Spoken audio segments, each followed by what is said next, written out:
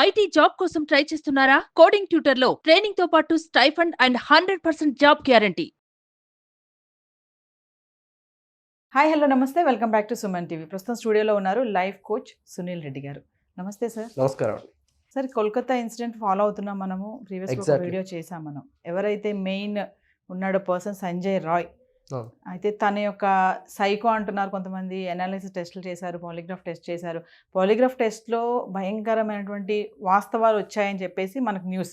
అది ఏంటి అనేది మనకి తెలియదు. ఏం ఆన్సర్ ఇచ్చాడు, ఏం క్వశ్చన్స్ అడిగారు అంటే యాక్చువల్గా ఈ సంజయ్ రాయ్ మెంటల్ కండిషన్ అనేది వాళ్ళ అమ్మగారు కానీ వాళ్ళ అత్తగారు కానీ చెప్పారు.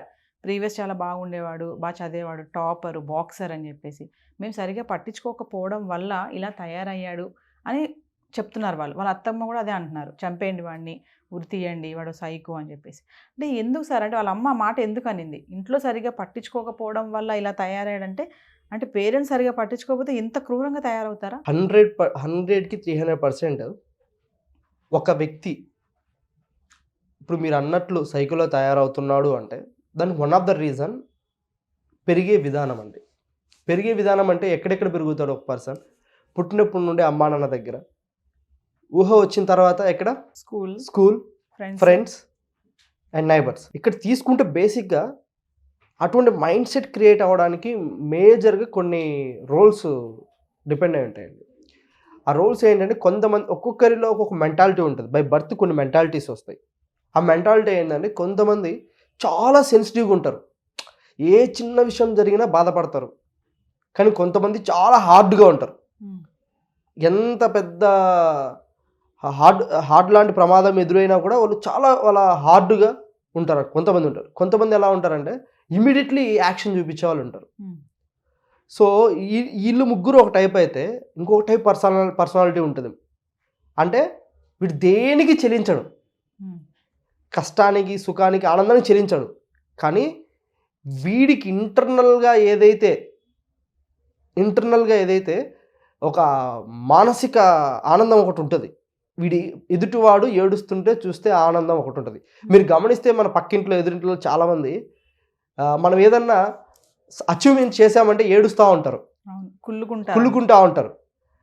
అంతెందుకని ఇప్పుడు మీరు కొత్త కారు కొన్నారనుకోండి, మీ పక్కింట్లో అరే కారు కొనేసిందా. కొంతమంది అరే బా ఇన్ని రోజులు కష్టపడింది తను, కారు ఉంది అనేవాళ్ళు కొంతమంది. ఇక్కడ ఏం జరుగుతుందంటే, సొసైటీ కూడా ఒక పర్సన్ని సైకోలో తయారు చేయడానికి వన్ ఆఫ్ ద రీజన్ అండి. ఎందుకు society one of the reason?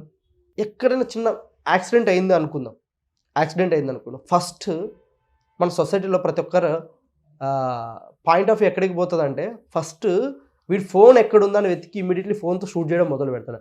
అరే యాక్సిడెంట్ అయింది, వాడు కింద పడి ఉన్నాడు, వాడు చావు బతుకులో ఉన్నాడు, పట్టించుకొని వాడికి ఏదో అంబులెన్స్ కంగోడు కాల్ చేద్దాం వాళ్ళ, అసలు అది చూడరు కానీ వీడియో ఫుటేజ్. సో ఇప్పుడు చెప్పండి, సొసైటీ ఇది చేయడం కరెక్ట్ అంటారా? కాదు. ఎంతవరకు కరెక్ట్? ఇప్పుడు సంజయ్ రాయ్ గురించి మనం మాట్లాడుకుంటున్నాం. వాడు ఫస్ట్ ఏమన్నాడు? నేనే చేశాను, DNA టెస్ట్ మొత్తం ఎవ్రీథింగ్ నేనే చేశాను, అమ్మాయిని స్పృహలో అయినప్పుడు నేను అమ్మాయి మీద అత్యాచారం చేశాను, స్పృహ ఉన్నప్పుడు కొట్టాను, మళ్ళీ స్పృహ లేనప్పుడు అత్యాచారం చేశాను వాడు ఒప్పుకున్నాడు. కానీ ఇప్పుడు ఏం చెప్తున్నాడు? అసలు ఆ అమ్మాయికి నాకు ఎటువంటి సంబంధం లేదంటున్నాడు. కానీ వాడి శరీరం మీద అన్ని గాయాలు ఎలా వచ్చాయి? వాడి మీద దెబ్బలు ఉన్నాయంటున్నారు కదా. కానీ ఇదంతా కంప్లీటెడ్గా ఏంటంటే, సో ఈ యొక్క నిర్భయ ఎవరైతే ఉన్నారో మొత్తం ఇది కంప్లీటెడ్గా ఒక యాక్ట్ అనమాట. యాక్ట్ మీన్స్ దీన్ని మొత్తం ఒక క్రియేట్ చేశారు, ఒక స్టోరీ లాగా. ఇందులో భాగంగా ఫస్ట్ ఈ ముద్దాయిని తీసుకొచ్చి ఇక్కడ పెట్టడం అనేది జరిగింది. ఎందుకంటే వీడిని ఎందుకు తీసుకొచ్చారు? వీడికి డబ్బు కావాలి. అట్ ఏ టైం వీడికి కావాల్సినటువంటి వ్యసనాలకు ఏవైతే డ్రగ్ అడిక్ట్. ఇప్పుడు వాళ్ళ మదర్ ఆల్రెడీ మనం చెప్తున్నప్పుడు డ్రగ్ అడిక్ట్, ఆల్కహాలిక్ అన్నట్లు, ఇప్పుడు వీడికి కావాల్సిన డబ్బు కావాలి. డబ్బు కావాలంటే ఏం కావాలి? సో ఇప్పుడు ఆ మేనేజ్మెంట్ ఏదైతే ఉందో అక్కడ, ఇప్పుడు ఎవరైతే మనవాడు నోరిప్పి నేను చేయలేదు వీళ్ళు చేశారు అని చెప్తున్నారో, వీడు డబ్బు కోసం చేశాడు. డబ్బు కోసం కూడా ఒక అమ్మాయిని చంపడానికి తయారయ్యే విధంగా ఒక వ్యక్తి సైకోలా తయారైనట్లే కదా అర్థం. ఆ వ్యక్తి ఎంతలా ఒక పర్సన్ని చంపాలి అనే ఒక ఆలోచన ఒక పర్సన్కి వచ్చి ఆ పర్సన్ చంపే విధంగా వెళ్ళాడు అంటే, అతని మైండ్ అనేది కంప్లీటెడ్గా దానికి అదే ఆనందాన్ని కోరుకుంటున్నాడని అర్థం. మనం ఆలోచించాలి. అసలు ఇప్పుడు వాడు చెప్పిన దాంట్లో మీరు చూడండి ఎంత సైకోతనం ఉందో. నేను అమ్మాయిని కొట్టి ఆ అమ్మాయి ఒక కోల్పోయిన తర్వాత అత్యాచారం చేశాను అన్నాడు. అంటే కొట్టి అంటే దాని మీనింగ్ ఆ అమ్మాయి నొప్పిని వీడు అనుభవించాడు, ఆ అమ్మాయి పెయిన్ అనుభవించాడు. కానీ ఈరోజు ఏం మాట్లాడుతున్నాడు, తెలీదు అంటున్నాడు, నాకు తెలీదు అంటున్నాడు. అంటే దీని కారణం ఏంటంటే ఇప్పుడు బేసిక్గా ఈ విధంగా తయారవడానికి పిల్లలు కానివ్వచ్చు, ఒక పర్సన్, ఒక అమ్మాయి కానివచ్చు, ఒక అబ్బాయి కానివచ్చు, నాట్ ఓన్లీ ఇప్పుడు మనము ఒక సంజయ్ రాయ్ అనేది పక్కన పెట్టేస్తే సొసైటీలో మనం చూసుకుంటే చాలా వరకు అమ్మాయిలు కూడా సైకోల్లో తయారవుతున్నారు, అబ్బాయిలు సైకోల్లో తయారవుతున్నారు. Because only one reason, parents సరైన గైడెన్స్ ఇవ్వకపోవడమా? కాదు, పేరెంట్స్ టైం ఇవ్వకపోవడం పిల్లలకి. వీళ్ళు తప్పుదారి పట్టడానికి పిల్లలు ఒకటే ఒక రీజన్, పిల్లలకి పేరెంట్స్ టైం ఇవ్వకపోవడం. ఇప్పుడు అలాగే చాలామంది ఇంట్లో తల్లిదండ్రులు ఏం చేస్తారంటే పిల్లల ముందు గొడవ పడుతూ ఉంటారు. పిల్లల ముందు గొడవ పడినప్పుడు వీళ్ళకి ఏం అలవాట్లు వస్తాయి, ఏం చూసి నేర్చుకుంటారు పిల్లలంటే, మా అమ్మ నాన్న గొడవ పడుతున్నారు, తప్పు లేనప్పుడు నేను గొడవ పడి తప్పేంటి? వీడికి బయటికి వెళ్ళి వీడు కొంచెం గట్టిగా మాట్లాడుతూ ఎవరిదో కొట్టినప్పుడు వీడిని చూసి వాళ్ళు భయపడతారు. ఇప్పుడు బేసిక్గా ఒక వ్యక్తి వెళ్ళి ఒక ఇద్దరికి బలంగా కొట్టాడంటే అరే వీడు కొడతారా అని చెప్పి భయం ఉంటుంది కదా. ఆ భయం వీళ్ళకి ఏమవుతుందంటే ఒక ఆనందాన్ని ఇస్తుంది. ఆ ఆనందంలోంచి వీళ్ళు ఏమవుతారంటే క్రమేణా ఆ భయాన్ని పెంచి వీళ్ళు దాన్ని ఆనందించడం అనేది మొదలుపెట్టే ప్రాసెస్లో వీళ్ళు ఏం చేస్తారు, వీళ్ళు ఏం తింటారో, ఏం తాగుతారో, ఎట్లా వీళ్ళు వెళ్తుంది అనేది కూడా వీళ్ళు తెలియకుండా వీళ్ళు స్పృహ తప్పి పనులు లిమిట్స్ దాటి కూడా పనులు చేయడానికి ముందు వెళ్తున్నారు. ఇప్పుడు మనకు కొన్ని బయటకు వస్తున్నాయి కాబట్టి తెలుస్తున్నాయి, బయటికి రాని కథలు ఎన్నో చాలా. కానీ ప్రతి ఒక్కరూ వాళ్ళ యొక్క మైండ్ సెట్ని ప్రాపర్గా లేకపోతే చాలా ఇది అవుతుంది. ఇప్పుడు మైండ్లో బేసిక్గా బ్యాలెన్స్డ్ ఎనర్జీ ఒకటి ఉంటుంది, ఇన్బ్యాలెన్స్డ్ ఎనర్జీ ఒకటి ఉంటుంది. అంటే మన బ్రెయిన్లో ఒక బ్యాలెన్స్ చేసుకునే కెపాసిటీ మనకు ఉండాలి. బ్యాలెన్స్ చేసే కెపాసిటీ లేకపోతే ఇప్పుడు negative energy, positive energy, imbalanced energy, ఈ మూడింటిని కంపేర్ చేసుకుందాం. Negative, positive, imbalanced. Negative energy ఉన్న పర్సన్ ఏం చేస్తాడంటే చేస్తే అన్ని నెగిటివ్ పనులే చేస్తాడు. పాజిటివ్ ఎనర్జీ ఉన్న పర్సన్ ఏం చేస్తాడంటే పాజిటివ్ పనులే చేస్తాడు. ఇన్బ్యాలెన్స్డ్ ఎనర్జీ ఉన్న పర్సన్ ఏం చేస్తాడంటే వాడికి పాజిటివ్ చేయాలా నెగిటివ్ చేయాలా తెలియదు, సిచ్యువేషన్స్ని బట్టి వాడు ఫ్లోలో వెళ్ళిపోతూ ఉంటాడు అనమాట. సో ఇలా మైండ్ సెట్ని ప్రాపర్గా సెట్ చేసుకోకపోవడం అనేది ఒక ప్రాబ్లం. కానీ ఈ కేసులో మనం మాట్లాడాలంటే సంజయ్ రాయ్ మైండ్ సెట్ కూడా అతని కంట్రోల్లో లేదు. ఎందుకు అతని కంట్రోల్లో లేదంటే అతను డ్రగ్ అడిక్ట్ అవ్వడం వల్ల తనను తాను కోల్పోయేసి శృతి మించి అతను చేయాల్సినట్టు చేస్తున్నాడు. కానీ ఇటువంటి వాళ్ళ వల్ల సమాజానికి చాలా అంటే చాలా ప్రమాదం.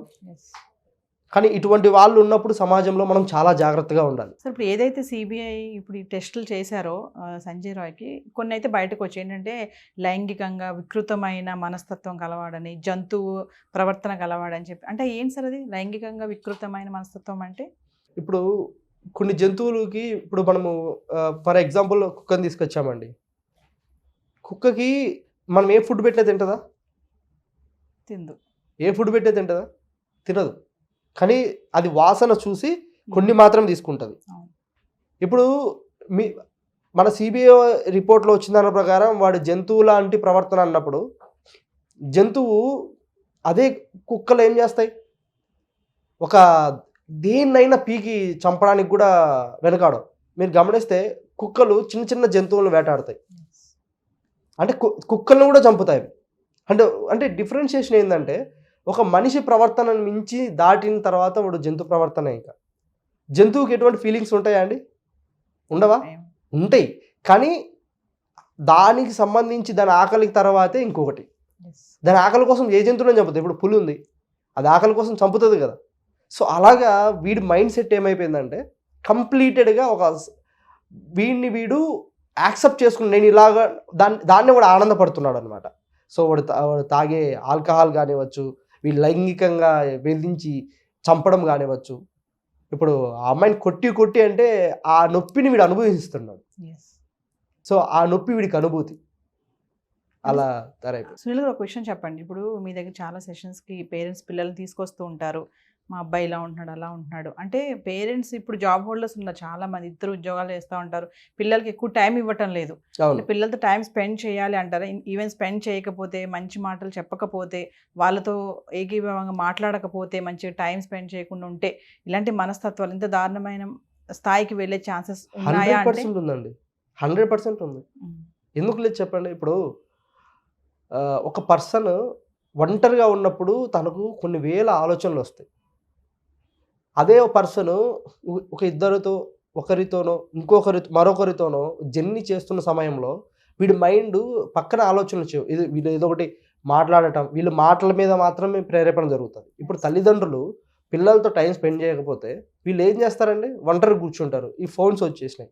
ఆ ఫోన్స్లో చాలామంది మీరు మోస్ట్ యూట్యూబ్ సెర్చ్ ఇంజన్లో ఏముంటాయంటే ఎక్కువగా సైకోపాత్ కిల్లింగ్ వీడియోస్ చూడడము, చాలామంది స్టూడెంట్స్ యాక్షన్స్ లాగా అని చెప్పేసి, కొన్ని వచ్చేసి థ్రిల్లర్ హర్రర్ మూవీస్ లాంటి చూడడము, అంటే సైకో లాంటివి. ఇప్పుడు హర్రర్ మూవీస్లో ఎక్కువ సైకోతనమే చూపిస్తారు కదా.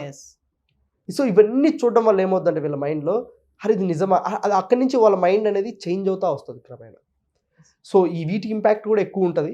సో వాటి ఇంపాక్ట్ ఉండకుండా ఉండాలి అంటే పేరెంట్స్ పిల్లలతో టైం స్పెండ్ చేస్తే, సో వాళ్ళకి మెచ్యూరిటీ మైండ్స్ ఎలా ఉంది అంటే వాళ్ళని ఎలా కంట్రోలింగ్ చేయాలి, వాళ్ళని కంట్రోల్ చేయాలంటే పిల్లల్ని వాళ్ళని మనం కొట్టడము అరవడము కంట్రోలింగ్ కాదండి. వాళ్ళ దారిలోనే వెళ్ళి వాళ్ళకి అర్థమయ్యేలా చెప్పడం, వాళ్ళని సరైన దారిలో పెంచడం అనేది చాలా ఇంపాక్ట్ చూపిస్తుంది. Thank you.